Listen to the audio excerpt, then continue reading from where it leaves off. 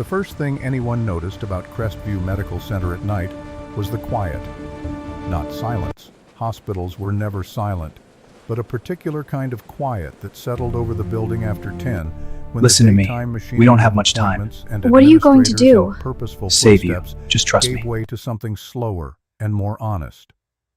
The fluorescent lights hummed at a slightly different pitch. The elevator doors opened and closed without anyone waiting. The building breathed differently in the dark, and Cole Merritt had learned to breathe with it. He came through the staff entrance at 9:52, 8 minutes early, the way he always was, signed the logbook with the same pen he kept clipped to his front pocket, and stood for a moment in the narrow corridor that smelled of industrial cleaner and something underneath it, something older and more permanent that no amount of mopping would ever reach. Dave Kowalski was finishing his day shift, a heavy-set man in his 50s who walked like his knees had opinions about it. He handed Cole the incident report clipboard without being asked. Quiet night. Cafeteria AC is still broken. Maintenance says Thursday at the earliest. Dave pulled on his jacket, one arm at a time, the careful movements of a man whose body had started charging interest on old debts. Room 114 had a rough afternoon. Old fella's been asking for water every 20 minutes. Nurses are stretched thin on the east wing. Cole took the clipboard, scanned it, handed it back. I'll check on him. Not your job. Lot of things aren't. Dave looked at him the way people sometimes did, a look that sat somewhere between pity and respect and couldn't quite decide which side to land on. Then he left, and Cole was alone in the corridor with the hum and the smell and the particular weight of a night that hadn't started yet. He went to the cafeteria first, because he always went to the cafeteria first. Lily was at the corner table, the one farthest from the vending machines, because she didn't like the sound they made when they cycled. A detail she had mentioned exactly once 2 years ago, and that Cole had never forgotten. She had her math workbook open in front of her, and she was staring at the window that looked out onto the parking structure, watching the light change on the concrete in a way that suggested she had been doing this for some time, and the math workbook had been a more recent addition to the tableau. When she heard his footsteps, she sat straighter, and her eyes dropped to the page with the slightly over-casual precision of someone who had absolutely been paying attention the whole time. Cole set a paper bag on the table without comment. Inside, half a turkey sandwich on wheat, an apple, a small bag of pretzels. Lily looked at the bag and then at him. You ate? Yes, Dad. Homework. Almost done. Lily. Her mouth did something small and complicated. Mostly done. He sat down across from her. The cafeteria had 4 other people in it, a night shift nurse eating soup from a thermos, 2 orderlies talking near the coffee station with the particular animation of men telling a story they'd told before, and an older woman in civilian clothes who might have been visiting someone or might have simply found a place to sit and hadn't been ready to leave it. Cole looked at his daughter. Lily looked back at him, and he was struck again the way he was struck every few weeks with the force of something that should have become familiar by now but hadn't, by how much she looked like Rebecca. Not a general resemblance. Specific things. The slight asymmetry of her gaze when she was thinking. The way she held still without fidgeting, which was unusual in an 8-year-old and had been unusual in her mother, too. The quality of her attention, which was total when she chose to give it. He looked away first. On his left wrist, below the cuff of his uniform sleeve, the edge of an old tattoo was barely visible. A sequence of numbers and letters in a particular format faded now to the greenish gray of ink that had lived in skin for 15 years. Lily reached across and touched it with one finger, the way she occasionally did, checking to confirm it was still there. Dad, what does it say again? He pulled the sleeve down gently. Lucky numbers, kiddo. Lucky numbers don't look like that. She had said this before in different words, which meant she was still working the problem. She was her mother's daughter in that way, too. They look like a code. Maybe. He stood, and the movement was the answer she was going to get. Get some sleep. I'll check on you at 2. He paused. Finish the homework first. It's one problem. How long have you been on it? The small, complicated thing happened to her mouth again. He kissed the top of her head and left before she could reframe the situation. The hallways were his now, or as much as they ever belonged to anyone. He did the east wing first, the pattern he'd established in the first week on the job, and never changed because predictability was useful in a space like this. People stopped being startled when they knew you were coming. The patients in the rooms he passed through, the gaps in curtains and doorways, were sleeping or watching the ceiling or the particular blank communion with the television that wasn't really watching, just existing in the presence of light and sound. Cole moved through it all at a pace that was unhurried but purposeful, a pace he'd learned in a different context entirely and that had translated across the years and the distance without losing anything essential. He stopped outside room 114. The man inside was named Gerald according to the chart clipped to the door. 71 years old. Prostate cancer stage 3 managed rather than cured, which was a distinction that mattered to the medical staff and probably mattered very differently to Gerald. He had been at Crestview for 11 days. The visitor log, which Cole had not officially been asked to consult but had showed no entries after the third day. A daughter in Phoenix. A son in the military, whereabouts listed as overseas, no more specific than that. Cole got a cup of water from the station down the hall and carried it back. He didn't go in. He set it on the small shelf beside the door where Gerald would see it when he woke, the way Cole had been doing every night for a week and a half. It was not in his job description. It was not nothing either. In the break room at the end of the east corridor, the television on the wall was tuned to a business news channel, with the volume low enough to be almost subliminal. Cole rarely watched it, but he was early for his check-in at the security desk, and he had learned that standing still in an empty room was harder than it had any reason to be. So he stood near the coffee station and let the images wash over him. Nurse Carla Hutchins came in at 7 minutes past 11, still in her scrubs, pulling her hair back with the elastic band in the automatic way of a woman who had done this 10,000 times. She was 43 and had worked the night shift at Crestview for 8 years, which meant she had been here longer than Cole and knew things about the building's rhythms that he was still learning. She saw him looking at the television and looked at it herself. On the screen, a woman in a dark suit was standing at a podium in front of what appeared to be a press gathering.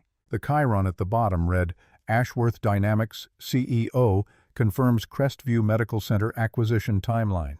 "You see this?" Carla poured coffee without measuring it. "The Ice Queen is buying us." "I saw the notice." "You worried?" "Should I be?" She looked at him over the rim of her cup. "Night security is always first on the cut list, Cole. That's not an opinion, that's accounting." He didn't answer that. He looked at the woman on the screen instead. Diane Ashworth was 36 years old, according to everything the financial press had written about her, which was a considerable amount. She had founded Ashworth Dynamics at 25 with a series of acquisitions in the healthcare technology sector that analysts had called aggressive and that she had apparently called Tuesday. The company was now valued at somewhere north of $4 billion. She had appeared on 3 separate magazine covers in the past 18 months, always in the same posture. Spine-straight expression, composed eyes that suggested the camera was a mild inconvenience she had agreed to tolerate. She was answering a question now, her responses measured and precise, each sentence doing exactly what it needed to do and stopping before it needed to do anything else. No visible uncertainty, no pause to gather thoughts. The suit had no wrinkles. Cole had been around enough people under genuine pressure to know the difference between someone who was performing calm and someone who had simply organized themselves around it, and he could not tell, watching her, which category she occupied. That itself was a kind of answer. "She looks like someone who's never had a bad day," Carla said. Cole watched Diane Ashworth finish her response and step back from the podium with the clean efficiency of someone for whom every physical movement had been considered and found adequate. He thought about Lily at the corner table with her mostly done homework. He thought about the invoice from Lily's school that had arrived last week and that he had paid and not thought too much about, which was its own kind of thinking. "Everyone's had bad days," he said. "Some people are just better at hiding them." The radio on his shoulder crackled.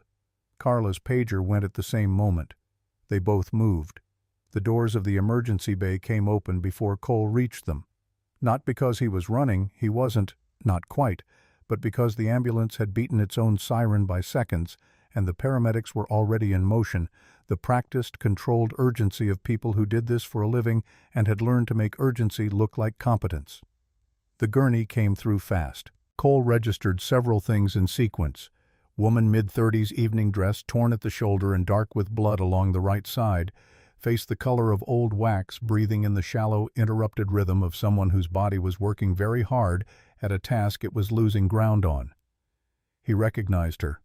The whole city would have recognized her. It took him approximately 2 seconds, and then he filed it and moved on because it wasn't the relevant information.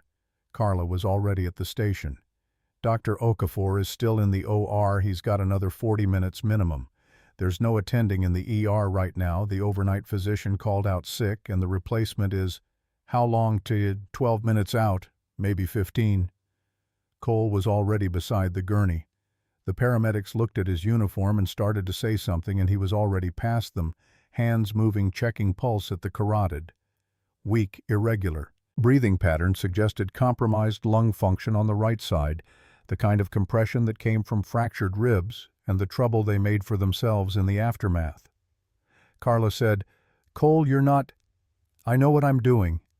He said it without looking at her fingers, already locating the specific geography of injury with the focused attention of someone reading a text he knew well. "Trust me, or she dies. Those are the options."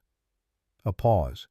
Then Carla was beside him, asking the right questions, handing him what he needed before he had fully finished asking for it, and that was how it was between people who had been trained to move without hesitation in the presence of catastrophe. They hadn't been trained together. They had been trained in different rooms in different decades for different reasons, and it didn't matter at all. The woman on the gurney opened her eyes. Not all the way. Enough. She looked at him at the security guard's uniform, the Crestview Medical Center patch on the shoulder, the logo that said very clearly that he was not a doctor, not a paramedic, not any category of person whose hands should currently be doing what his hands were doing. Something moved across her face that wasn't quite fear, because fear would have required more energy than she currently had available. Her lips moved. Cole leaned slightly closer. "Please." The word was barely air. "Just make it fast. I don't want the pain." He looked at her directly. Not the way you looked at a patient when you were cataloging vital signs, but the way you looked at a person when you needed them to hear something and believe it. He had done this before in different rooms under different conditions, with different people who had different reasons for being close to an edge they hadn't chosen to stand near. The look was the same. It was one of the things that translated. "Not tonight, ma'am. You're going to see the sunrise. Stay with me." Something happened in her eyes. Not belief exactly, or not only belief.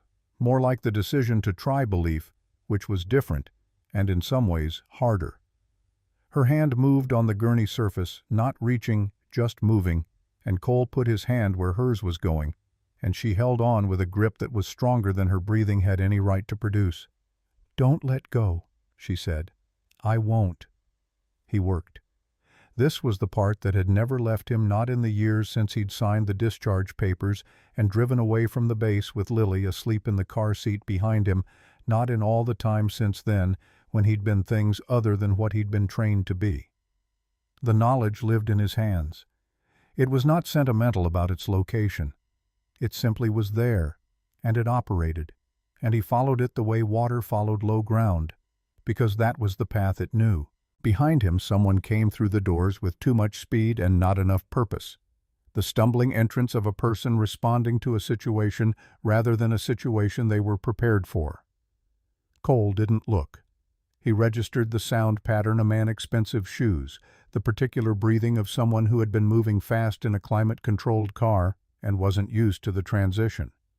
Then the sound of a phone camera engaging the tiny mechanical whisper of a shutter that most people didn't notice, but that Cole had trained himself to notice in contexts where being photographed was a thing that happened. He glanced up, just once. A man in a good suit, early 40s, the kind of face that was used to being in the presence of important people and had organized itself accordingly. He was pointing his phone at the gurney. At Cole.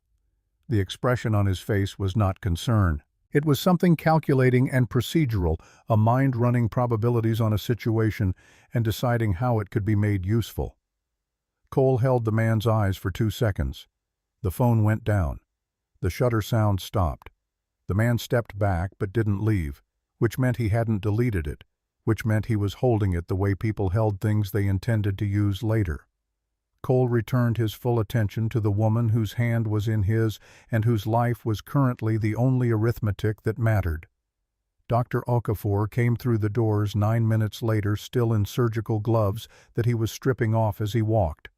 He was 60, Nigerian-American, with the specific manner of a man who had seen the full spectrum of what human bodies could do to themselves and had made peace with all of it. He looked at the monitors, looked at Cole, looked at the monitors again. "You did this?" "Kept her steady, that's all." The medical team took over with the efficiency of a mechanism that knew its function. Cole stepped back into the space they didn't need, which was what he had always done in the transition from crisis to system. From the moment when one set of hands was all there was to the moment when the institution arrived to do the work institutions were built for. He was good at the transition. He had practiced it. They were moving her toward surgery when she turned her head, looking for him. He was near the wall now, already becoming background, and he was used to that. It was fine, but she found him anyway with the last of the focus she had available, and her lips moved again. 2 words this time. He read them rather than heard them. He nodded once. Then he walked out of the ER and into the hallway and became part of the building again. The East Wing was quiet when he did his second pass. The soup nurse had gone back to her floor. The orderlies were elsewhere. Gerald's light was off in room 114, which meant he was sleeping or trying to, and the water would be there when he woke. Cole walked the long corridor toward the security desk at the center of the building, past the windows that looked out on the parking structure, where the sodium lights made everything the color of old photographs, past the bulletin boards with their layers of announcements and protocols, and the occasional hand-drawn poster for a blood drive or a fundraiser, past the small alcove with the defibrillator mounted on the wall and the laminated instructions that most people walked by every day without reading. He stopped in front of the notice board near the administrative corridor. It had been there for 3 days. He had read it the first day and hadn't needed to read it since, but he stopped in front of it anyway, the way you sometimes stopped in front of things that were already in your head, just to confirm the words hadn't changed. Crestview Medical Center. Operational Transition Notice. Ashworth Dynamics had completed its initial review period and was entering the 60-day due diligence phase prior to acquisition finalization. Staff questions could be directed to Human Resources. The notice was signed by the hospital administrator and had the Ashworth Dynamics logo in the upper right corner, a clean geometric mark that managed to communicate efficiency without communicating anything else at all. Cole looked at it. He thought about the woman in the emergency bay, whose name he had not needed to confirm because her face was on the building's acquisition notice in the context of every piece of business news he'd seen in the past 3 months. He thought about the man with the phone camera. He thought about Lily at her corner table and about the school invoice and about the particular specific fact that night security was always first on the cut list, which was not Carla's opinion, that was accounting. He was not a man who spent much time on things he couldn't change. He had learned this through necessity rather than philosophy, but the result was the same either way. He turned away from the notice board and went back to doing his job. At 2 a.m. he checked the cafeteria. Lily was asleep with her head on her arms, the math workbook pushed to the side with the resigned body language of a problem solved or abandoned. He couldn't tell which without looking at the page. Her breathing was deep and regular. The last pretzel in the bag had been eaten. The apple was gone. She had drawn something in the margin of the workbook's back cover, small figures in ballpoint pen, a man in a boxy uniform, and a woman on something that might have been a gurney or a bed, and between the 2 figures something that appeared to be a heart rendered with the elaborate care of a child who had been thinking about it for some time. Cole sat down across from her. He didn't touch the drawing. He looked at his daughter for a while in the way that was only available to him in these night hours, The looking that didn't have to perform anything, that didn't have to be the father who had it figured out, that could just be a man sitting with something precious and understanding exactly how contingent it all was. His wrist was on the table, the tattoo visible below the sleeve he'd let slip. He thought about the field station that smelled of copper and diesel and the particular quality of light that came through canvas in the afternoon in a desert where he had not expected to spend so much of his life. He thought about the 18 months he had spent across 3 deployments being the person who arrived when the calculation had already gone wrong, when the variables had exceeded their tolerances, and someone needed not a strategist, but hands and training and the specific refusal to leave. He thought about the 23 names on a list that existed only in his head, now men who were alive because he had been in a position to make them that way, and about the one name that wasn't on the list, the one he carried differently, the one he hadn't been fast enough or present enough or something enough to add. He thought about Rebecca. He had been on base when it happened, 1,400 miles away doing his job, which was saving other people's lives, which was the central irony of those years that he had turned over so many times. It was smooth now, worn down to something he could hold without cutting himself. A wet road, black ice that nobody had named yet. The car had gone off the overpass at a speed that the accident report had recorded as consistent with the posted limit, which meant she had done nothing wrong, which was the part that had taken longest to find a place for. He had driven away from the base 6 months later with Lily asleep in the car seat. She had been 3. She didn't remember the base. She had grown up here in this city with this cafeteria and this corner table, and she would tell people when they asked that her dad worked at the hospital, and she would say it with a straightforward pride that sometimes required Cole to find something to look at in another direction. He took his jacket off and folded it and put it over her shoulders. She didn't wake up. At 5:40 in the morning, with the shift entering its final hour and the sky outside beginning to make the first gray-purple suggestions of the day's arrival, Cole was near the end of his last round when he heard the click of designer heels on the polished floor of the main corridor. Hospitals at this hour had a specific acoustic quality. The footsteps of the night staff had the practiced absorption of people who moved carefully in spaces where others slept. These footsteps were different, deliberate, not careful. The sound of someone accustomed to having their arrival register. He turned a corner and nearly walked into Preston. The man from the emergency bay. The phone cameraman. He was in a fresh suit now, or a different suit. It was hard to say, and he had the look of someone who had not slept, but had used the night hours productively. He stepped back, looked at Cole with the particular blankness of someone filing information away. "I was just looking for," he started, and then something shifted in his expression, a decision made. "You're the security guard from last night." "I work here." "Right." Preston's eyes moved over Cole's uniform with a quality that was not quite disrespect, more like the assessment a person made when they were determining what category of problem something represented. "I'm Preston. I'm Miss Ashworth's executive assistant. She's been asking about the staff who were present during her admission." The medical team handled her admission. Of course, the agreement came too smoothly. "I was just making sure I had everyone accounted for." Cole looked at the man for a moment.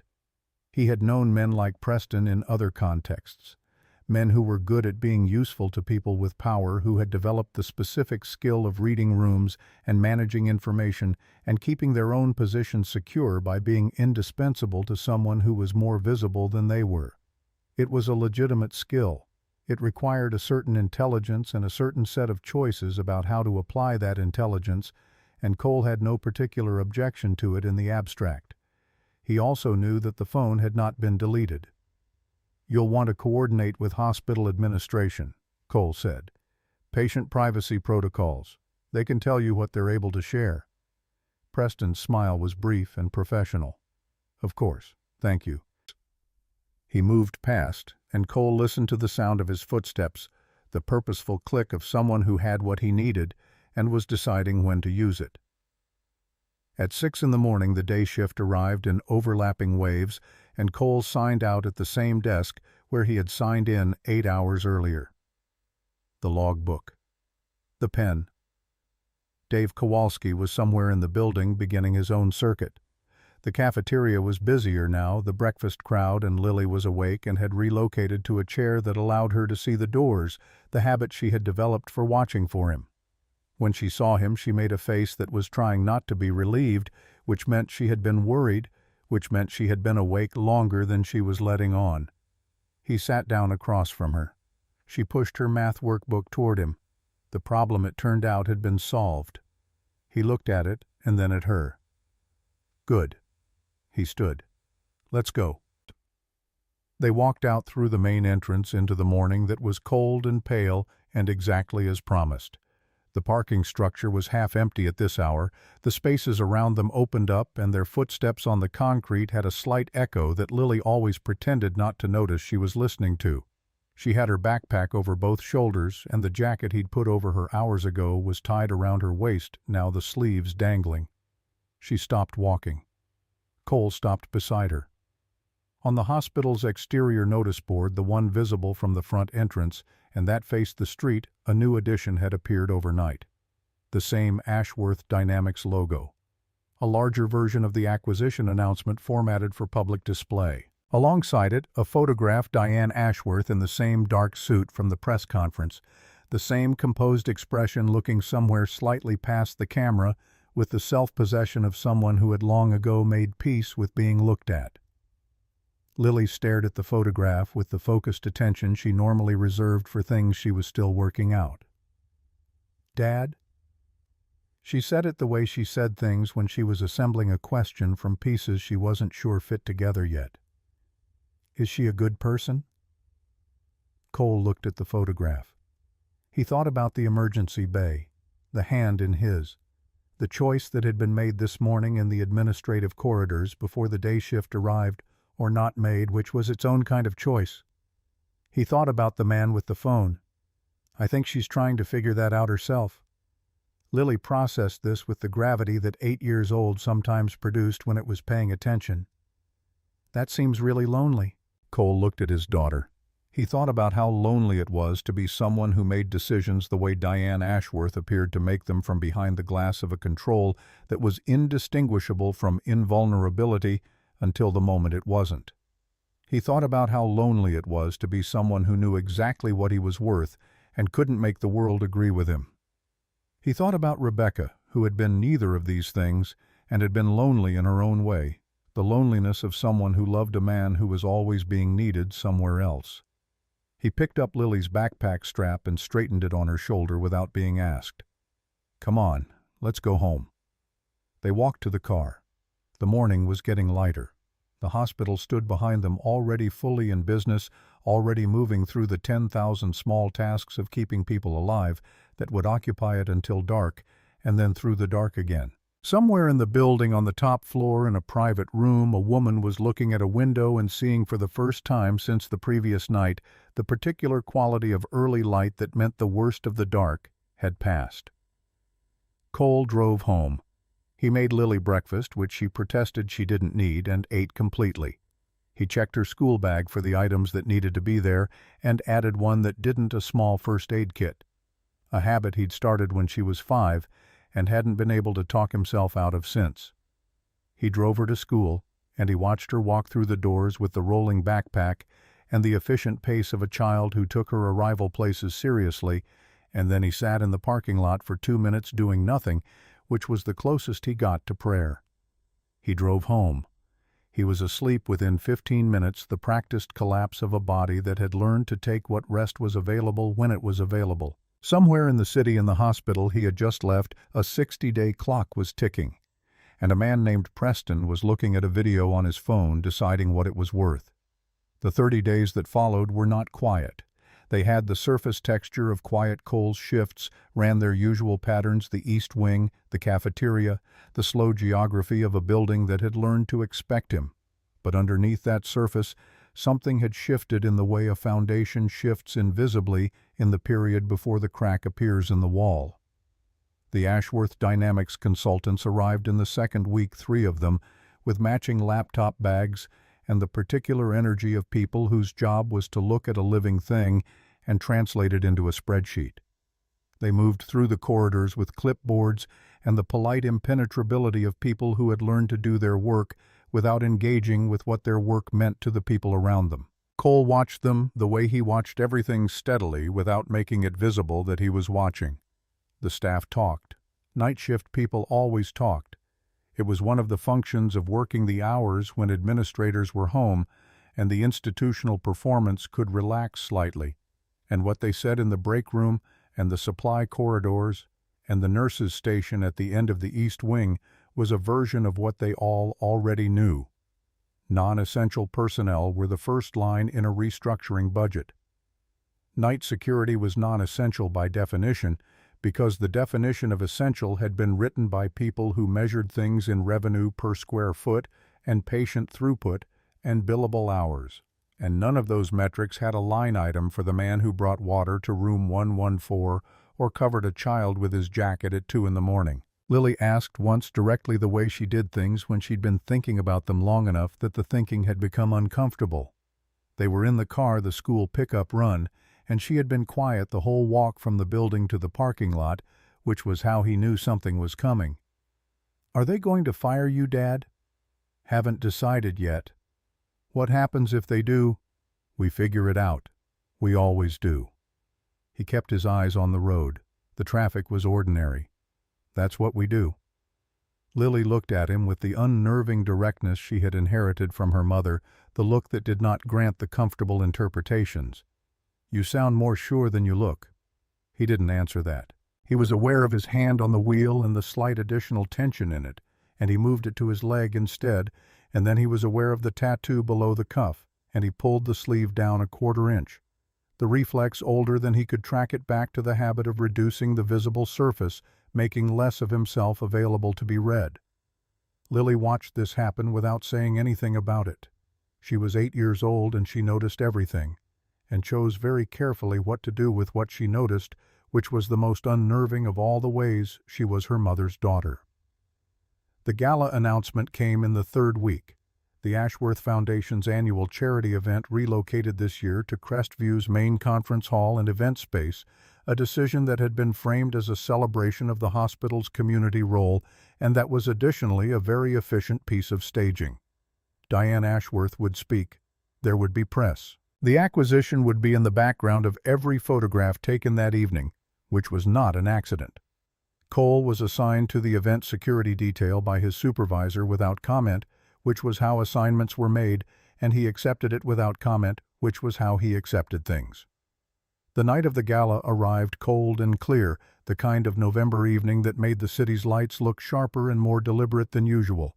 Cole was in the main hall by 7 an hour before the guests arrived, walking the space methodically, locating the exits, the blind spots, the places where the crowd would compress and where it would open, the specific geometry of a large room full of people who did not expect anything to go wrong. He had done this kind of assessment in spaces where everything going wrong was a live probability, and doing it here produced a particular quality of dissociation, the way a surgeon feels making a grocery list, the tools. The same, the stakes, entirely different. He found his position near the back wall, the spot with the widest sight line to both the main entrance and the stage, and settled into it with the stillness of someone who had learned that visible stillness made you invisible. He was part of the room's furniture. He was the man by the wall. The guests arrived in the escalating wave of a formal event. The early arrivals who were either very punctual or very eager. The mid-wave crowd that constituted the social mass of the thing, the late arrivals who had calculated their entrance time with varying degrees of self-awareness. Cole watched it all and registered it the way he registered everything, as information, as pattern, as the ongoing assessment of a space and its contents. Then Diane Ashworth came in and the room changed. Not dramatically, not in the way of a movie entrance, in the way of a pressure change, subtle and physical, the way a room recalibrates around a specific gravity. She was in a midnight blue dress, floor length, and she moved through the space with the unhurried authority of someone who had never needed to hurry because the room had always been willing to wait. Her hair was up. Her expression was composed in the precise way it was always composed, a composure that Cole recognized, now having looked at it from close range, as something that had been constructed rather than arrived at naturally the way a bridge was constructed to bear specific loads under specific conditions. She did not see him. He was furniture. He was fine with that. The program ran its expected course. Welcome remarks from the hospital administrator, whose voice carried the slight strain of a man performing ease in front of an audience that included the person who was in the process of buying his building. A video presentation about Crestview's community impact. Doctors and board members cycling through the space of acknowledgement. Then Diane Ashworth walked to the podium, and the room produced the particular quality of attention that was different from quiet, a leaning in and alignment of focus. "Tonight we celebrate what Crestview Medical Center has meant to this community," she began, and her voice carried without strain, projected by training or practice into every corner of the hall. "And the Ashworth Foundation is proud to commit $5 million toward the expansion of emergency care services here." The room applauded. She acknowledged it with a slight nod. "Healthcare is not a luxury. It is the infrastructure of a life worth living, and it deserves to be treated accordingly." Cole listened without moving. He thought about the audit documents he'd seen posted in the administrative corridor 2 weeks ago, the ones that laid out the proposed restructuring of overnight operations. He thought about the line item that read, "Night Emergency Services Review for Consolidation." He thought about what $5 million for expansion meant in the same sentence as consolidation, how those two things could coexist in a single institutional logic if the logic was sufficiently comfortable with its own contradictions. He was still thinking about this when the lights did something they shouldn't. It was not a dramatic failure. One bank of overhead lights along the left wall pulsed, twice stuttered, and went to a lower level. Not out, just diminished, and in the fraction of a second that produced the room's attention fractured. People looked up. Someone near the left wall made a startled sound. A ripple of uncertainty moved through the crowd the way it always did when the reliable systems produced unreliable behavior, when the agreed-upon backdrop of functioning technology hiccuped and reminded everyone that it was in fact operating on their behalf rather than simply existing as a property of the universe. Cole was already scanning. The lighting issue was minor, probably the aging panel system that maintenance had been flagging for 2 years, and it was already stabilizing. But his eyes moved through the crowd with the automatic priority sorting of a man whose training had taught him that a complication was never just itself, that secondary events were where the real problems lived. He saw the man go down. Left side of the room, 12 feet from the stage, in the gap between a cluster of guests who had been listening to the speech and a secondary cluster who had been engaged in the quiet side conversation that happened at every event in the margins of the official proceedings. A man in his early 70s, tuxedo, white hair, the distinguished bearing of someone who had occupied rooms like this for decades, and he went down the way people went down when the body made a unilateral decision. Not a stumble or a trip, a collapse, a withdrawal, every muscle releasing its claim simultaneously. He was on the floor before anyone around him fully registered what had happened. Then someone screamed, and the crowd did what crowds did. Pulled back, opened a circle, produced the instinctive human response to a stranger's catastrophe, which was to create space around it and look for someone else to handle it. Cole was already moving. He was through the crowd in the way he'd always been able to move through crowds, finding the gaps before they fully opened the spatial awareness that had been trained and refined and that operated below the level of conscious decision. He reached the man and went to his knees on the marble floor without breaking momentum. Checked the carotid. Nothing. Tilted the airway, visually confirmed it was clear, pressed his ear close. The chest was not moving. "Someone call 911. Not a request. Not loud, but with the particular quality of an instruction that expected compliance. Tell them cardiac arrest, male approximately 70 years old, Crestview Medical Center main event hall. Tell them now." Behind him, he heard someone's phone already in motion. Good. 30 compressions, the heel of his hand on the lower sternum, 2 inches of depression, 100 beats per minute. The rhythm that lived in his palms, the way a musician's rhythm lived in their hands. 2 breaths. The seal complete the chest rising, back to compressions. He counted in the part of his mind that ran parallel to the part that was monitoring everything else, the man's color, the crowd's distance, the sound of approaching help, the 37 seconds that had passed since the collapse. The brain could tolerate 4 to 6 minutes without oxygen. He was inside that window. They were working. 45 seconds. 60. No response. 75 seconds, and the man made a sound. Not a word, not fully a breath, something between the two, and then a cough that was rough and wet and exactly right. And then the chest was moving on its own, and the color in the face was shifting from the deep cyanotic purple back toward something that was going to be all right. "Sir." Cole put his hand on the man's shoulder, steadying. "Stay still. Help is on the way. You're going to be okay." The man's hand came up and found Cole's wrist, the grip weak but present, the automatic reaching of consciousness reasserting itself. "Don't leave. I'm not going anywhere."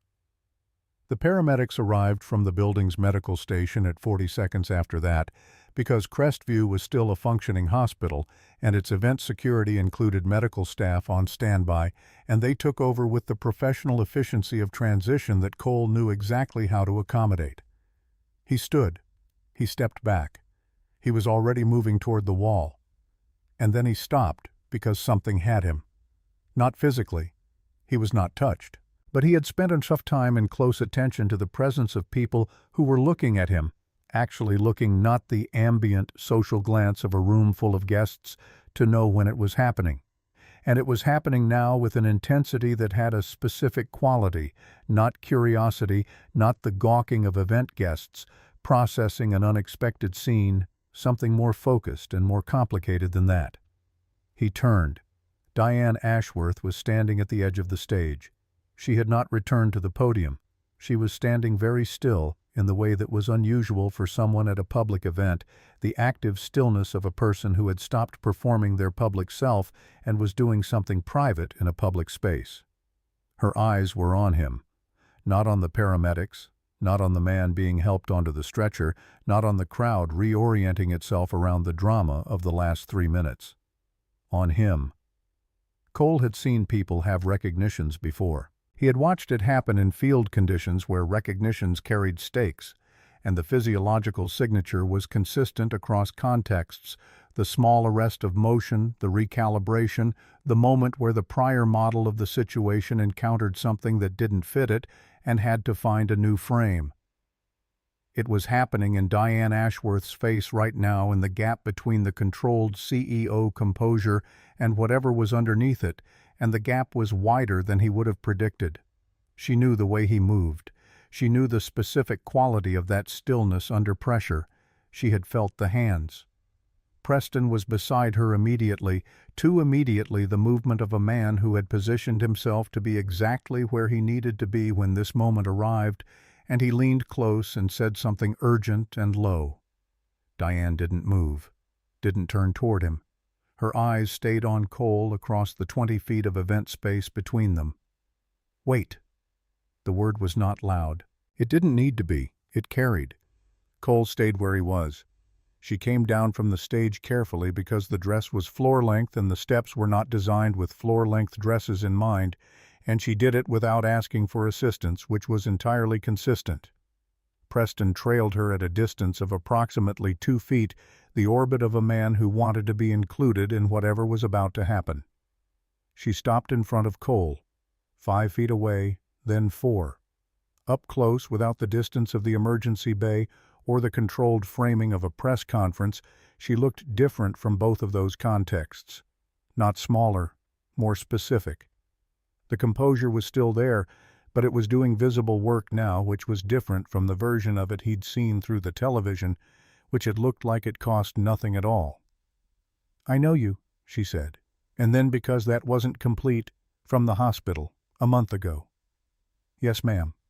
Her eyes moved over him. Not the way Preston's had that cataloging assessment of what category a person belonged to. Something else, something that was still working toward a conclusion rather than filing what it found.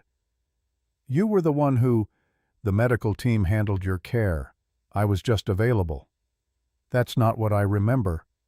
The words were even not accusatory. "I remember your hands. I remember what you said." Cole didn't answer that. There was nothing useful to add to it. Preston stepped slightly forward into the edge of the conversation's space. "Miss Ashworth, we should probably—" And she turned toward him with a look that stopped the sentence cleanly, then turned back.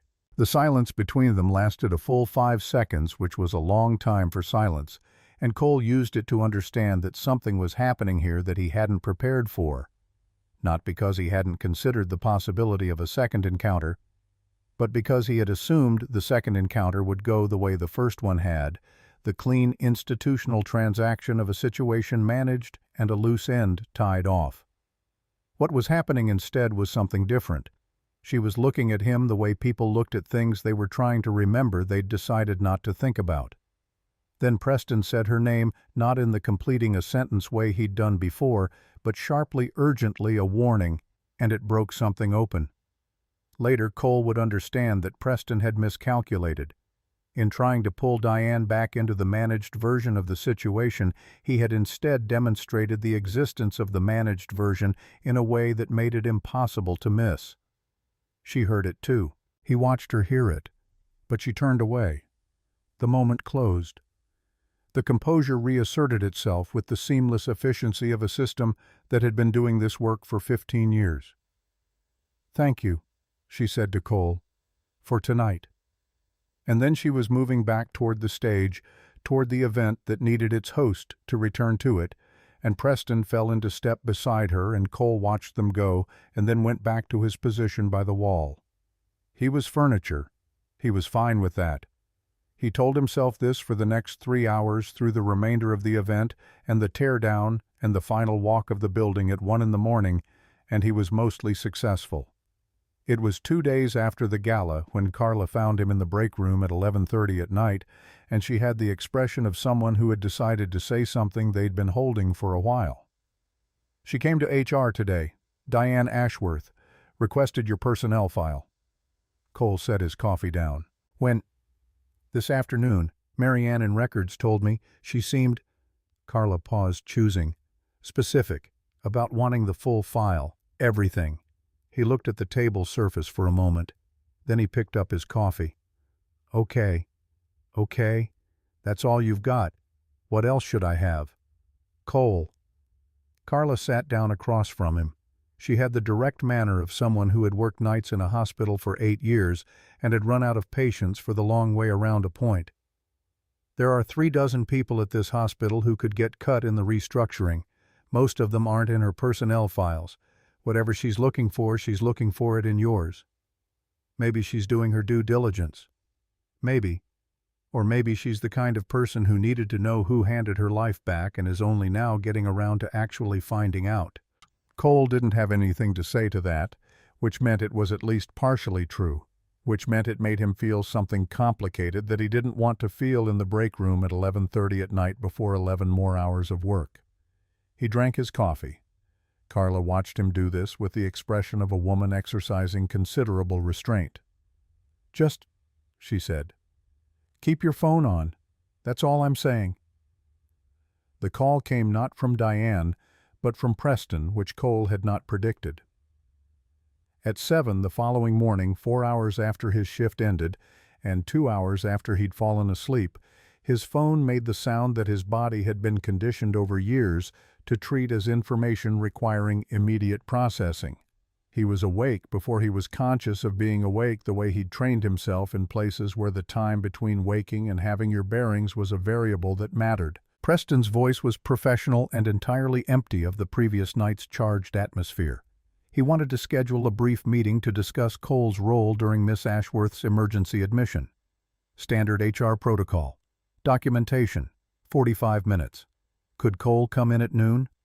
He went in at noon. The meeting room Preston had booked was a small administrative conference room on the second floor that Cole had walked past several hundred times without entering. A table for 6 with 4 chairs, a window overlooking the parking structure, a whiteboard with the faint ghost of a previous meeting's agenda. Preston was already seated when Cole arrived.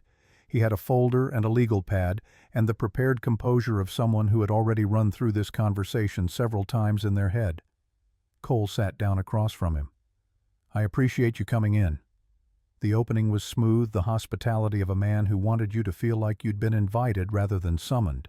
"I'll be direct. We're in the process of finalizing the transition documentation, and part of that is making sure we have a complete picture of all staff interactions with Miss Ashworth during her admission. The medical team's documentation would cover that." "Of course. We're being thorough." Preston placed his hands on the table in a way that managed to convey reasonableness. "Your specific involvement that evening, stepping in before the attending physician arrived, it's something we want to note in the record, to make sure it's characterized correctly." Cole looked at him. "Characterized?" "In the context of liability and of the hospital's protocols. There could be questions about whether a non-licensed staff member intervening constitutes a protocol deviation which might have implications for—" "Is she alive?" Preston stopped. "Diane Ashworth. Is she alive?" Cole said it flat, not a question the second time. "Yes, obviously." "Then whatever characterization makes that sentence legally comfortable is fine with me." Cole put his hands on the table unhurried. "Is that what you wanted to document?" Something moved in Preston's expression. Not the calculation that was always running, but a recalibration, the recognition of a different kind of person than he'd walked into the room expecting. He straightened slightly. His hands moved to the folder. He opened it. "There's also the matter of footage from the evening of your interaction." Preston's voice remained even. It was Cole noted a professional skill. "Security camera footage and some personal device footage that was captured during the commotion of Miss Ashworth's arrival." Cole waited. "Miss Ashworth is in a sensitive position given the acquisition timeline. Any narrative that suggests her care was handled in an irregular way, a security guard, rather than medical staff, for instance, could complicate both the business and the, shall we say, personal dimensions of the situation." Preston looked at the folder. She would prefer that the record reflect the medical team's role, which was substantial and highly professional. "She told you that?" The smallest pause. "I represent her interests." Cole looked at the man across the table and thought about the difference between those two sentences. He thought about the phone held up in the emergency bay, the shutter sound, the decision that had been running in the background of Preston's mind since that night. He thought about 30 days of very careful management and about what it looked like when someone managed a situation so carefully that the management itself became the thing that needed managing. "Tell her whatever helps her." Cole stood.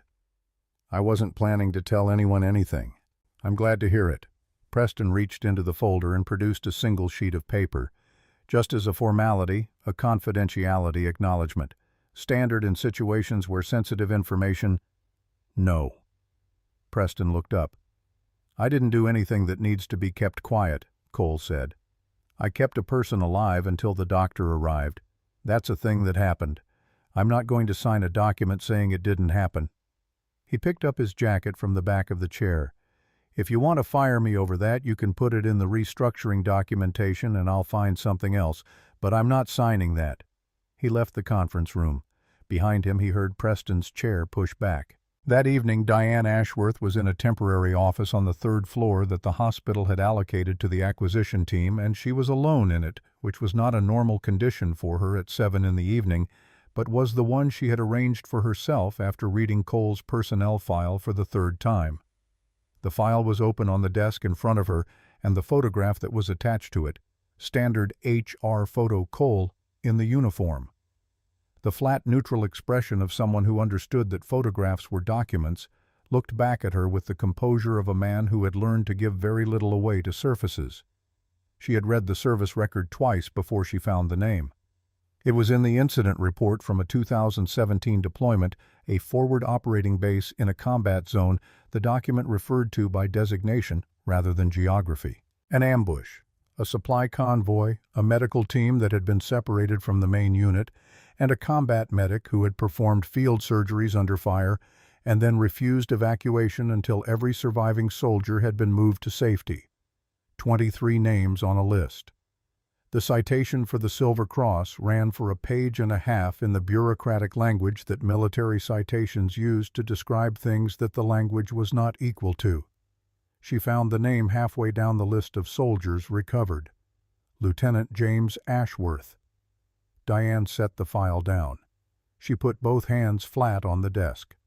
The office was quiet the way her offices were always quiet, the particular acoustic isolation of rooms arranged around someone who needed to concentrate, and she sat in that quiet for a long time. She thought about her father's younger brother James, who had been the only member of her family who called her Dee, who had come to her college graduation and taken her to dinner, and said over a meal, neither of them could later remember something that had stayed with her for 20 years. Don't build walls. Diane, build doors. She thought about the hospital room 4 years ago where James had died of a cancer that had taken its time, and about the thing he had said in the last week when the words were still coming clearly about a medic overseas who had not left, who had been there until there was no more there to be. James had not known the man's name. He had described the hands.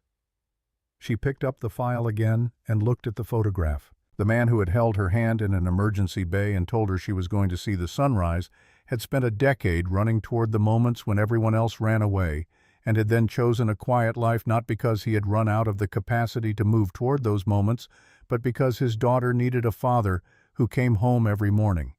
And this was it. Turned out the decision that cost him more than the running had ever cost him, because the running had been his purpose, and the quiet was a daily election to set the purpose down for someone smaller and more important than it. She had told him to stay quiet. She had sent Preston to make him sign a document that treated the most clarifying act of her life as a liability to be managed. Diane Ashworth had built a $4 billion company on the principle that good decisions required correct information, and she had spent 30 days operating on information that was not only incomplete, but that she had actively prevented herself from completing because the complete version of it was uncomfortable. This was not a thing she had done before. She was quite certain it was not a thing she would do again. She called Preston. When he answered, she could hear faintly the ambient sound of a restaurant, which meant he was having the kind of dinner that people had when they felt a situation was under control. "The confidentiality document," she said. "Did he sign it?" A brief pause. "No," he declined, "but I think if we approach it differently—" "Delete the document, don't approach it again." Another pause longer. "Diane, the acquisition timeline is in a sensitive—" "Preston." She said his name with the specific weight she used when a conversation was over and the other person had not yet understood that. "Delete the document." She hung up. She sat for another 10 minutes. Then she found a piece of paper in the desk drawer, because there were always legal pads in desk drawers, and she wrote on it by hand, which was something she did only when the formal channels felt inadequate to the actual content of what needed to be communicated. "Cole. I found his name in the file tonight. James Ashworth. I didn't know. I had no idea. And I spent 30 days telling myself I was being practical when the truth is I was just afraid. I'm sorry. Not for the press. For you. Diane." She folded it and found an envelope and addressed it by hand and left it with the night desk staff to be placed in Cole Merritt's staff mailbox. Then she called her personal attorney and spent 45 minutes in a conversation that ended with her attorney saying 3 times in various phrasings that he strongly advised against what she was planning to do in the morning. She thanked him for the advice. It was Carla who found Cole in the break room the next morning and told him to turn on the television. The news coverage had started at 8. Diane Ashworth's press conference had been called with 2 hours' notice and no prepared remarks, which had sent her communications team into the kind of organized panic that communications teams were built to manage, but that they had not in this case been fully consulted about in advance. The reporters in the room could tell they were watching something unscripted.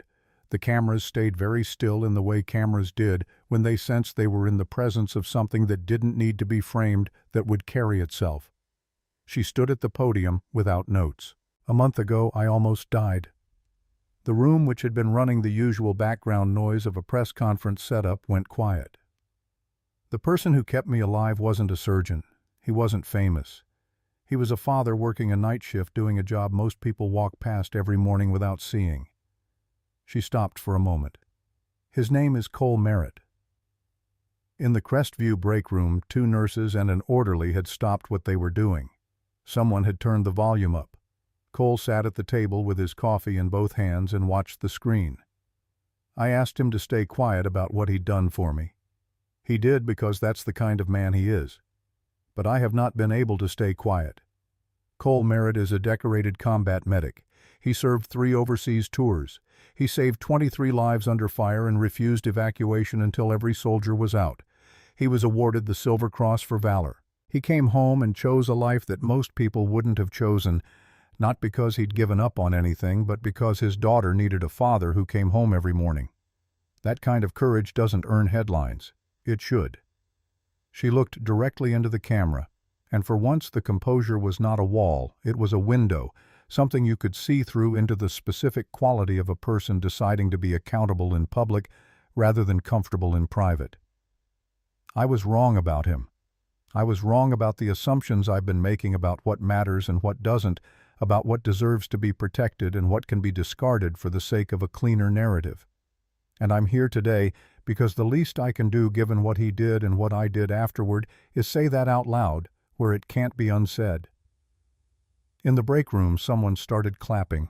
Cole looked at the table. He was aware of the people around him in the way he was aware of the field when it was not actively under fire. The peripheral knowledge of presences and positions, attention available but not deployed. He was not going to stand up. He was not going to make a face that anyone would be able to read. From the doorway, a voice he knew better than any other, "Dad." And then he looked up, because he always looked up for that. Lily was standing at the break room door in her school clothes backpack on both shoulders, and she had the expression of someone who had heard enough to understand more than she'd been told. She was 8 years old, and she had been watching him her whole life, and she knew what she was looking at. "She's apologizing," Lily said. "For real this time." Cole looked at the screen. Diane Ashworth stepped back from the podium, and the room went to questions, and in the controlled management of a press environment she bore the weight of it without visible effort, but also now without the quality of insulation that had made her look untouchable. She looked like a person. That was the difference. In the break room the applause had grown.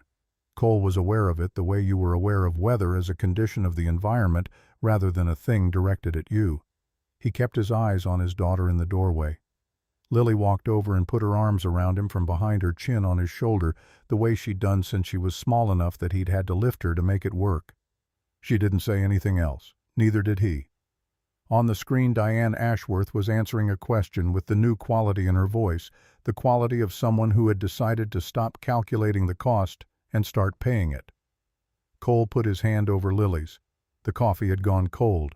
The room was loud with something that wasn't quite celebration and wasn't quite relief, more like the sound people made when they had been carrying something and someone had finally confirmed they were right about its weight. The press conference did not end the way press conferences usually ended, with the clean punctuation of a final statement and the dispersal of cameras toward their next assignment.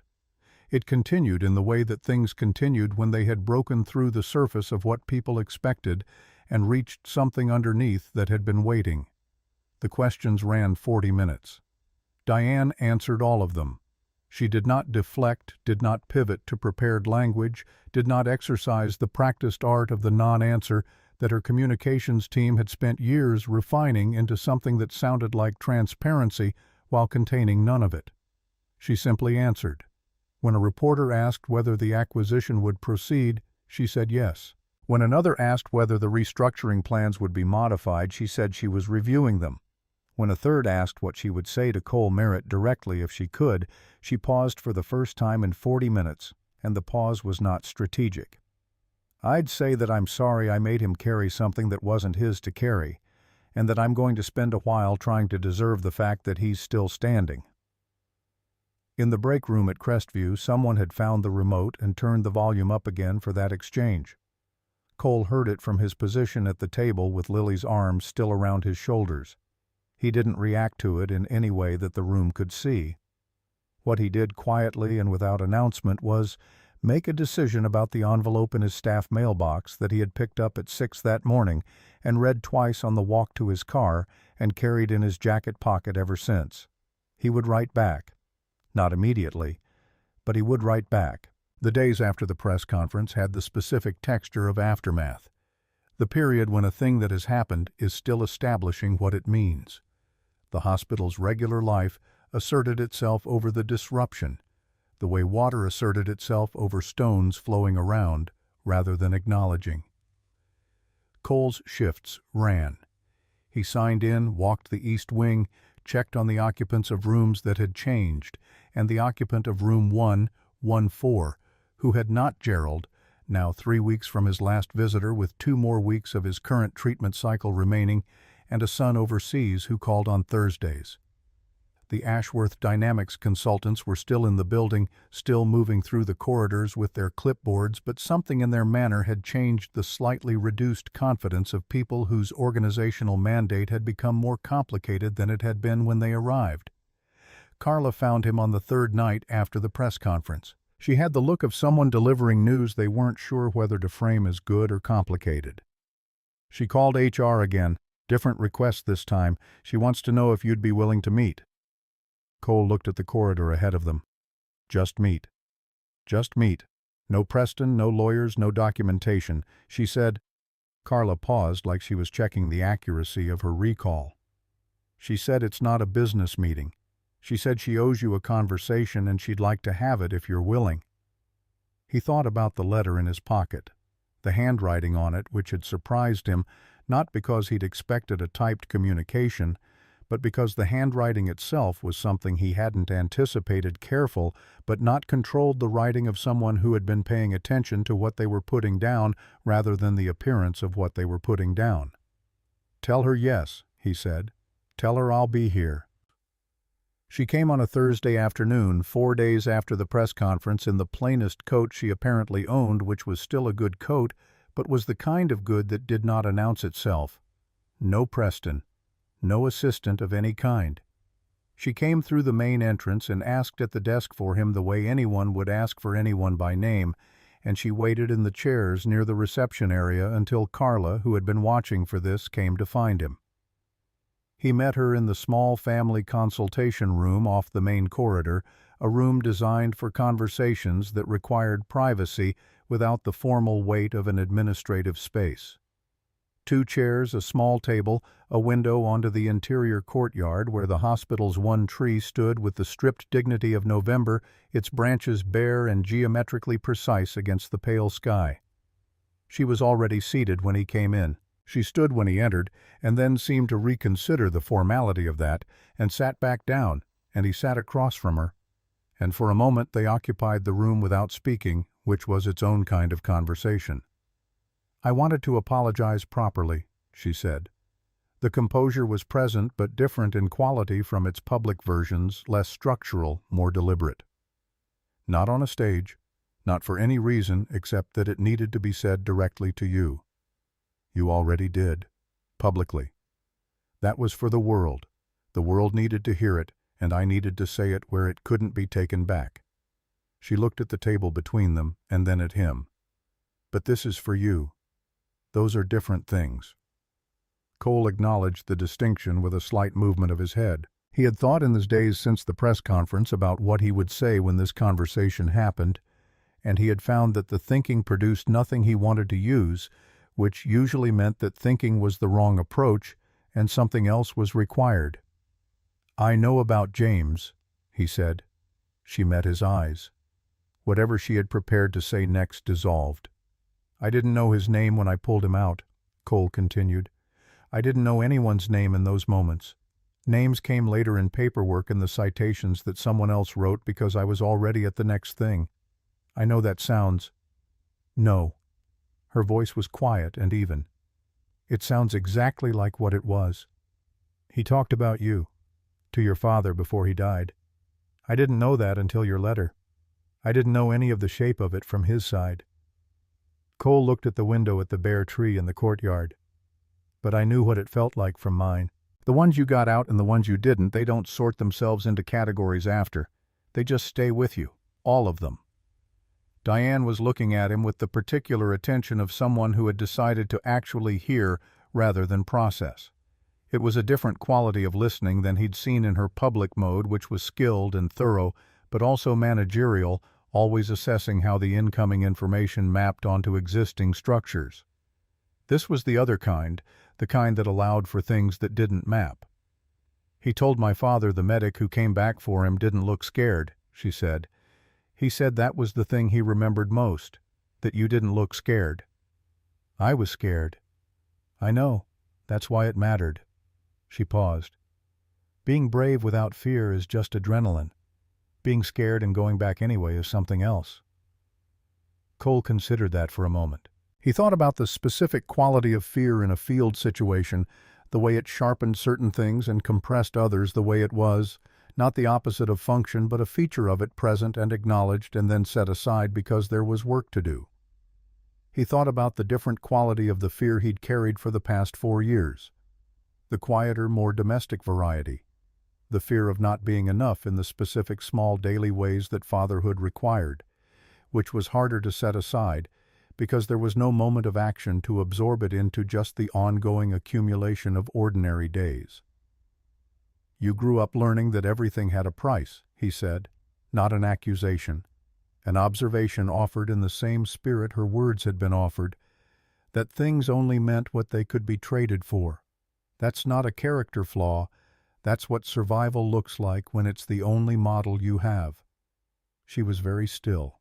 "When did you stop believing that—" "When Rebecca died and I understood I'd been putting the wrong things in the important column."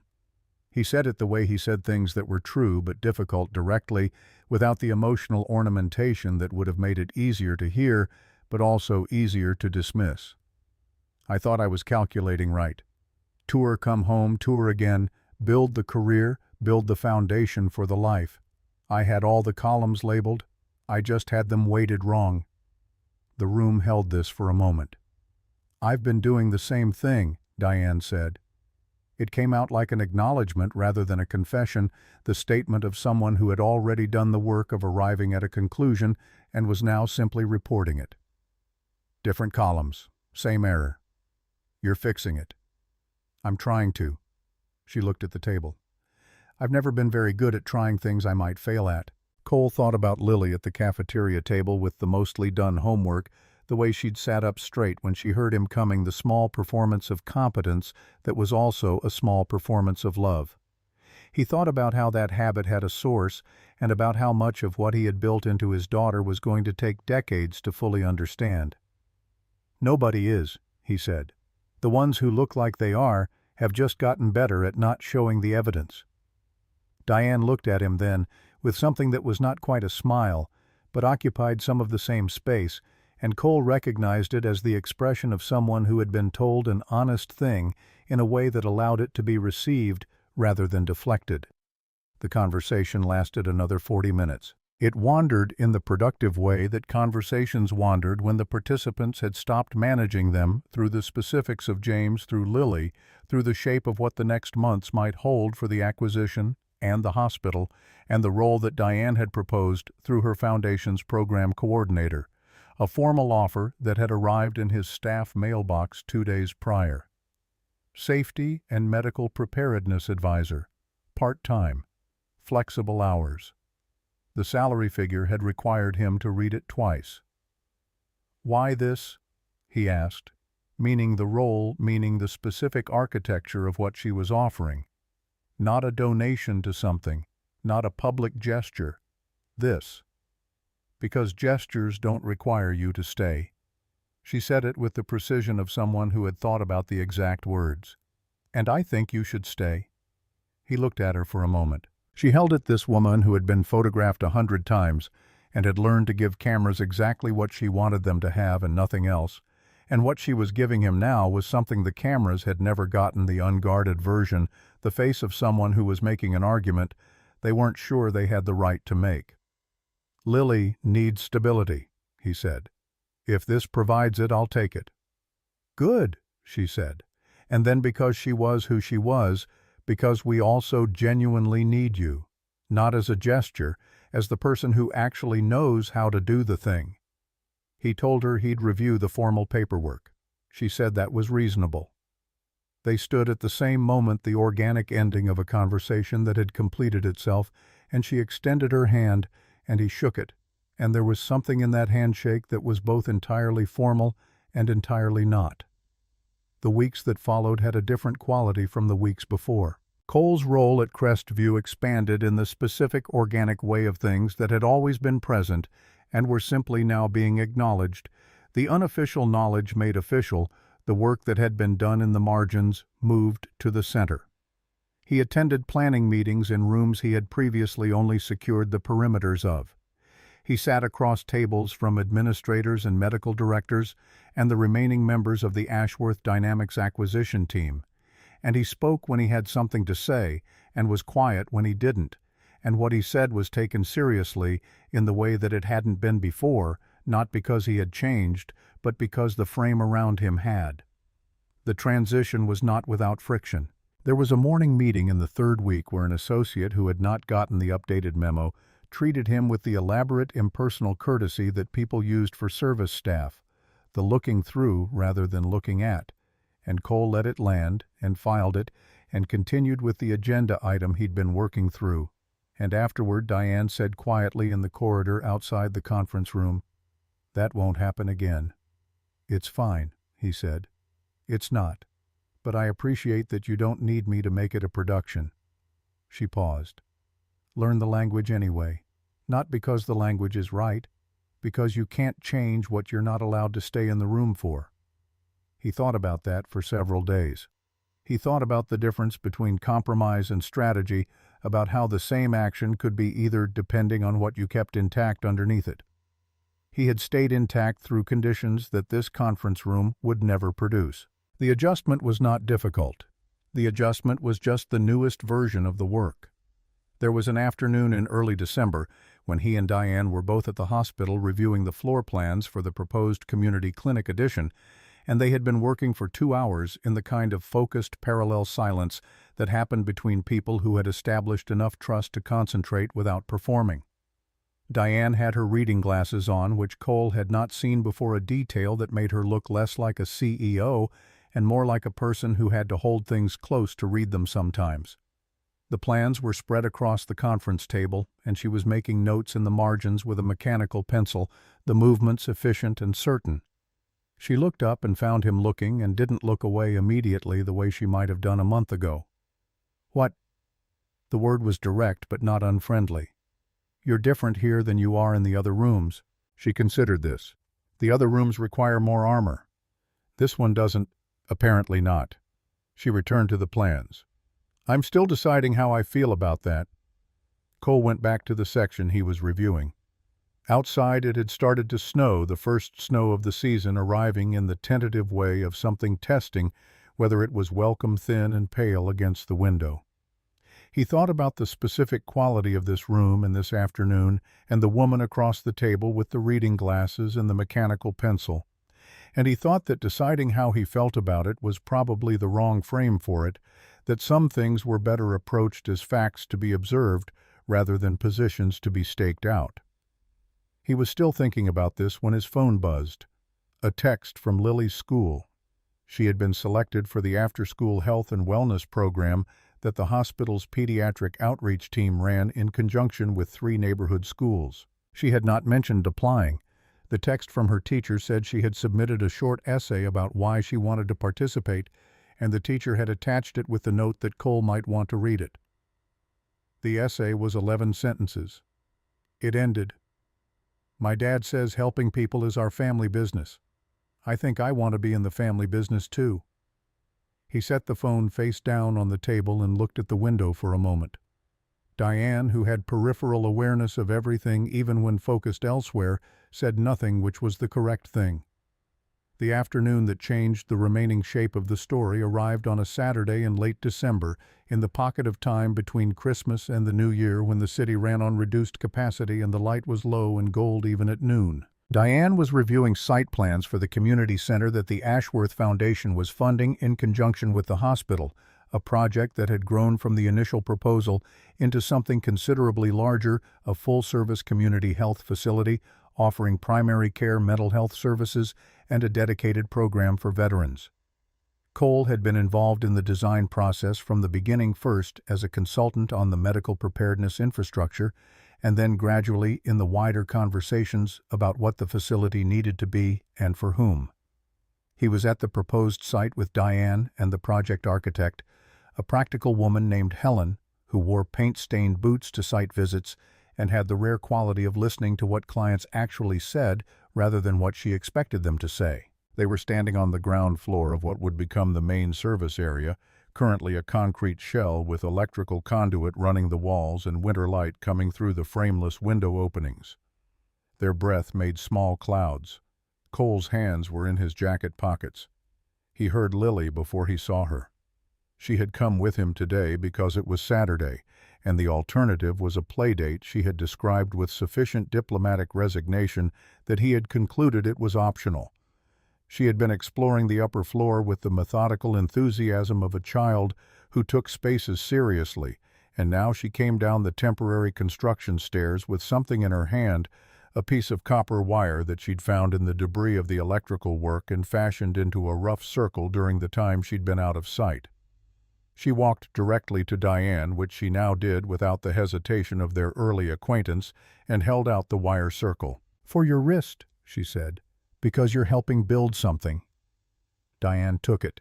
She turned it over in her hands, the uneven handmade thing, and she looked at Lily for a moment with an expression that Cole had been watching develop over the past weeks, the expression of someone learning that receiving things gracefully was its own skill and that it was worth practicing. She slid the wire onto her wrist. "Thank you," she said. And then, "How did you know I needed something on this wrist?" Lily looked at the wrist where the wire now sat above the line of Diane's sleeve. "You always hold that hand still, like you're protecting it." Diane looked at the wrist. "I broke it once," she said. "A long time ago. It healed, but I still—" She stopped. "I still hold it like it's fragile." Lily nodded with the gravity of a child who had just confirmed a hypothesis. "My dad does that with his voice sometimes, when he's talking about Mom." Cole did not look away from the window opening and the street beyond it. Helen made a quiet note on her clipboard that had nothing to do with the building. Diane was looking at Lily with the expression of someone who had just been handed a precise and unexpected truth. "He loves her very much," Diane said. "He loved her," Lily said with the careful grammatical accuracy of an 8-year-old who had thought seriously about tenses. "I think he's making room for the other kind now." The silence that followed this was the particular quality of silence that arrives after a child has said something that the adults in the room would have taken years to approach and might never have gotten to at all. Cole turned from the window. Lily was looking at him with the expression that was her mother's, the one that had learned apparently across the span of her short life how to hold someone visible and allow for the discomfort of that. He looked at his daughter and thought about the 11-sentence essay and about the copper wire on Diane's wrist, and about the way the story of a person was never the story they would have chosen to tell about themselves, never the clean version with the sensible arc, always the actual one, full of the choices that cost something, and the waiting rooms and the night shifts and the small handmade things. He looked at Diane. She was looking back at him across the concrete shell of a building that was going to become something that people would need, and she had the wire on her wrist, and her hands were no longer held in the managed stillness of someone protecting a surface, but in the open, unrehearsed position of someone who had set something down. "Lily," he said, "go see if Helen needs any help with the measurements." Lily considered whether to be insulted by this transparent maneuver, decided against it, and went to find Helen, who was experienced enough to take a child's assistance seriously, and did. Cole and Diane were alone in the main room with the winter light coming through the frameless windows and their breath in the cold air and the background sounds of the building site. "She's right," Diane said. It came out without the layering he'd come to associate with statements she'd prepared, just the fact of it. "She usually is." He looked at the window again, then back. "She gets that from her mother." What do you get from her mother? He thought about this. Rebecca had been a woman who approached problems directly and without complaint, who laughed at things that were actually funny, who had a talent for the specific correct word in the specific correct moment that had made her both easy and impossible to argue with. The ability to recognize when something's real, he said, even when it's inconvenient. Diane held his eyes. Is this real? Yes, he said. I think it is. The conversation that followed was not the conversation of two people who had just made a declaration and needed to process it. It was the conversation of two people who had already been in the process of something for weeks and were simply naming it, which was different and in some ways required more honesty, because the naming made it solid, and the solid version could be held and examined and turned in the light. They talked for 40 minutes in the concrete shell, while Helen took her measurements and Lily helped with professional seriousness, and they talked about what the next year might look like, and what they were each afraid of, and what they were not willing to compromise on the substantive negotiations of two people who had both been through enough to know that the beginning of things was when the important conversations happened, not after. Diane was direct about her fears in the way she was direct about everything once she had decided to stop using the armor. Cole was direct in the way he was always direct without the armor, because he had never found it useful, because in the fields where he had learned to be a person, there had been no time for it. They were not the same kind of person. This was apparent. The ways they moved through rooms and decisions and silences were different in ways that would require ongoing translation, and both of them were sufficiently clear-eyed to understand this, rather than perform a version of compatibility that would have been more comfortable and less durable. But underneath the different approaches was something that had been present since an emergency bay in November, something that had survived the first bad choice, and the 30 days of managed silence, and the corridor encounter with its cold formality, something that had been tested in the specific way that things were tested when the circumstances around them were difficult, which was the most reliable kind of testing there was. The grand opening of Ward Center for Community Healing arrived on a February morning that was cold in the specific way that February mornings in the city were cold. Not the dramatic cold of a weather event, but the steady bone-level cold of a season that had been doing its work for months and was not yet finished. The building had been transformed. Cole had watched the transformation in stages across the preceding weeks. The concrete shell given warmth and purpose, the service areas configured with the input of people who would use them, the veteran support wing arranged with the input of veterans rather than administrators, which produced a different kind of space than the one the architects had initially proposed. The crowd on the lawn was larger than anyone had planned for. Veterans stood in groups with the particular quality of proximity that came from shared experience, comfortable in silence with each other in a way they were rarely comfortable in silence with civilians. Families occupied the space around them, children running the geometry of the lawn with the energy of people who had been contained too long.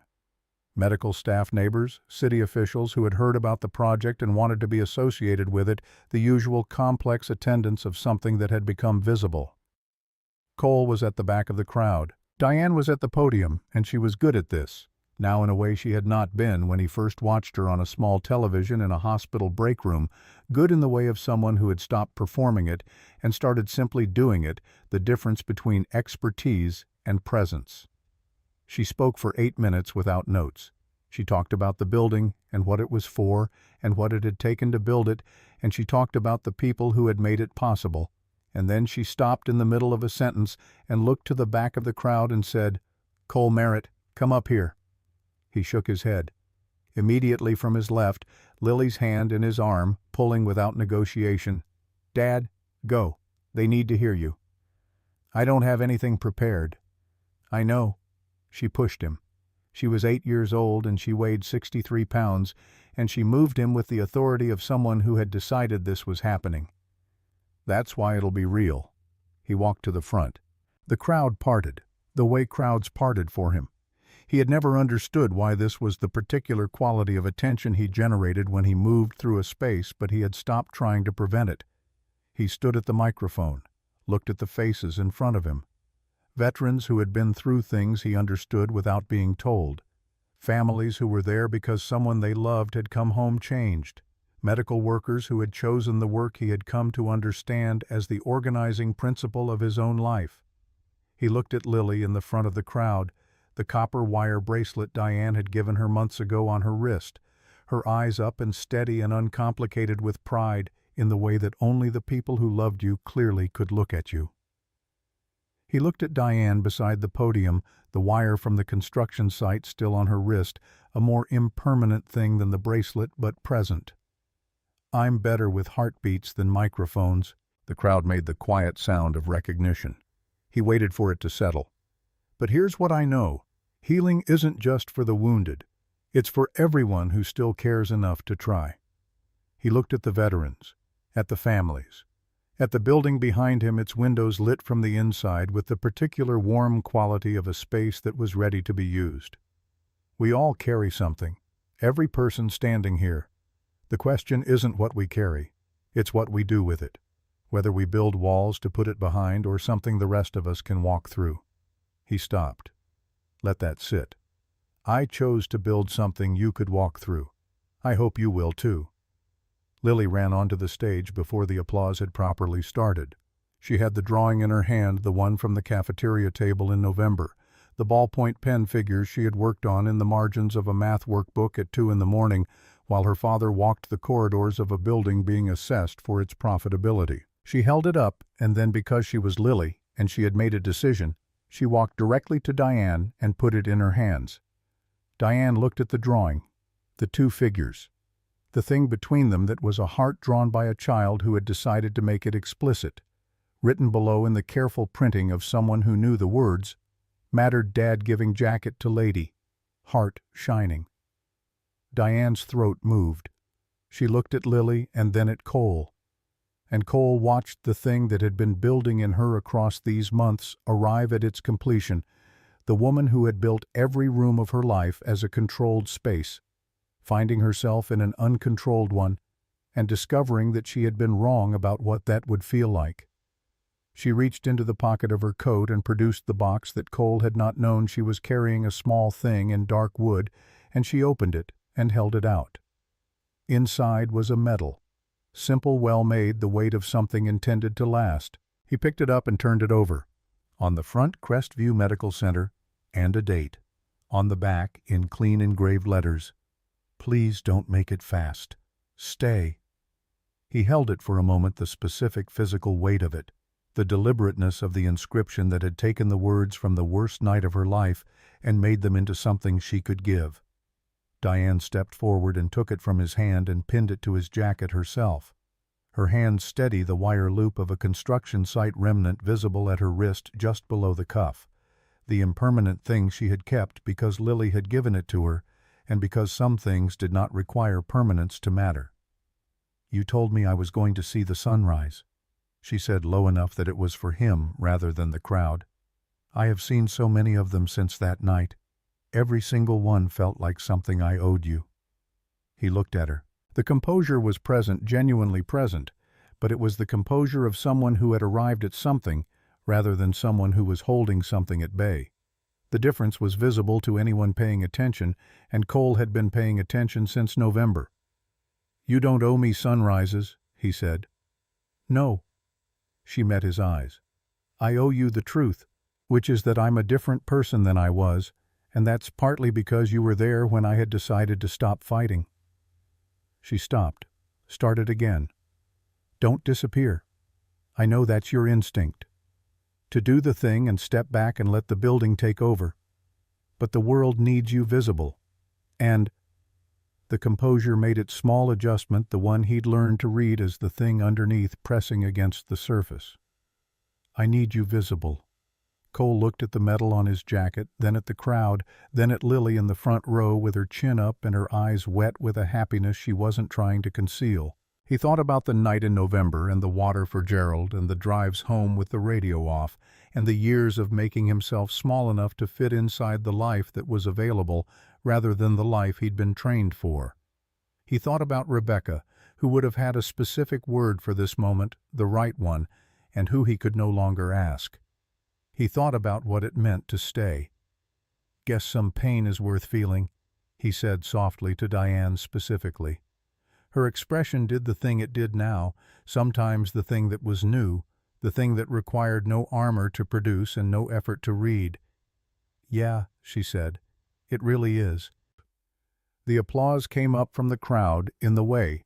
Applause came up when it was not responding to a cue, but to something it had been moved by and needed to express, and it was loud, and it lasted. And Cole stood in it, the way he stood in everything present, grounded, not quite comfortable, but no longer trying to escape the discomfort which was its own kind of progress. Lily was there in 6 steps, her arms around his waist, her face against his jacket, the metal cool against her cheek. The drawing was still in Diane's hands. Behind them, through the new windows of Ward Center, the light was on in every room, steady and warm, the light of a building that knew its purpose and was ready to begin. 6 months moved through the way, months moved when the life inside them was full, not with the painless motion of things going right, but with the daily weight of things requiring attention and effort and the occasional recalibration. Cole's office at Ward Center was small and accumulated the evidence of its occupant, Lily's drawings in a row above the window, a whiteboard with protocols in his handwriting, a first aid kit on the shelf that was stocked to a standard several levels above what the space technically required. He was there before the facility opened each morning and present through the irregular hours that the work generated, which were not the predictable hours of a security shift, but the more demanding hours of work that had no official end. Lily turned 9 in March. She was now formally enrolled in the Youth Health Education Program and had developed with the organic certainty of someone who has found their direction a focused interest in emergency response that her instructors described in their progress reports with words like exceptional and initiative, and please let us know what she eats for breakfast. Cole read these reports with the expression of a man in the presence of something too large to be addressed directly. Diane did not move into his life. She moved alongside it, which was different and more sustainable and required more ongoing negotiation and produced a better result. She learned slowly and with the occasional setback that she handled with growing equanimity, that being in a family that included an opinionated 9-year-old with a copper wire bracelet and opinions about emergency protocols was different from being in a management structure, and that the difference was not a deficit.